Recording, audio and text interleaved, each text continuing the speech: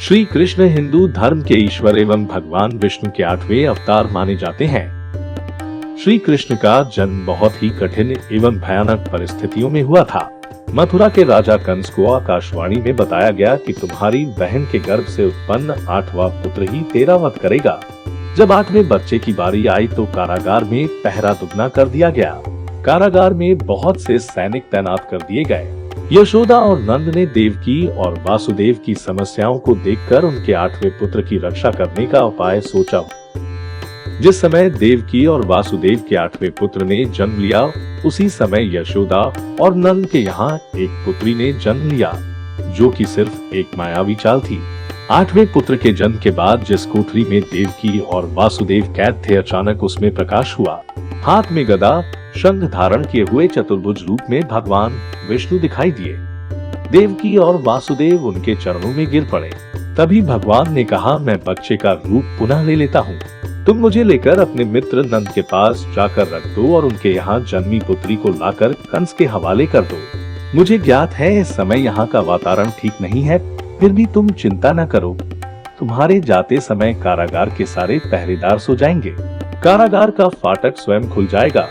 जल से उफनाती हुई यमुना रास्ता देगी। भारी वर्षा से नाग तुम्हारी और बच्चे की रक्षा करेगा। वासुदेव जी शिशु श्री कृष्ण को लेकर निकल पड़े।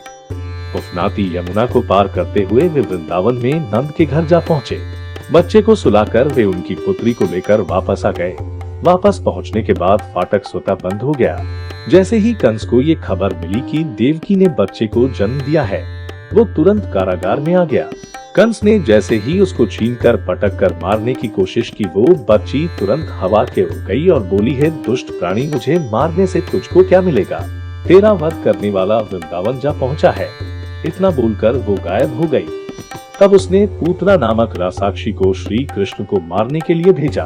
पूतना ने एक सुंदर स्त्री का रूप धारण किया और श्री कृष्ण को अपने जहरीले स्तन से दूध पिलाने के लिए वृंदावन गई। श्री कृष्ण ने दूध पीते समय पूतना के स्तन को काट लिया।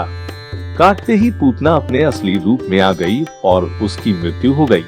जब इस बात की सूचना कंस को मिली तो वो उदास एवं चिंतित हो गया। उसके बाद कंस ने कालिया नाग को भेजा। तब श्री कृष्ण ने उससे लड़ाई की और बाद में वो नाग के सर पर बांसुरी बजाते हुए नृत्य करने लगे। तत्पश्चात वहाँ से कालिया नाग चला गया। इसी प्रकार श्री कृष्ण ने कंस के अनेकों राक्षसों का वध किया। जब कंस को लगा कि अब राक्षसों से ये नहीं हो पाएगा, तब कंस खुद ही श्री कृष्ण को मारने के लिए निकल पड़ा। दोनों में युद्ध हुआ और श्री कृष्ण ने कंस का वध कर दिया। श्री कृष्ण गोकुल में गोपियों के साथ रास लीला रचाते हुए और अपनी बांसुरी बजाते थे। सभी गोकुलवासी, पशु पक्षी आदि उनकी बांसुरी की धुन सुनकर बड़े ही खुश होते थे और उनको ये आवाज बहुत प्रिय लगती थी।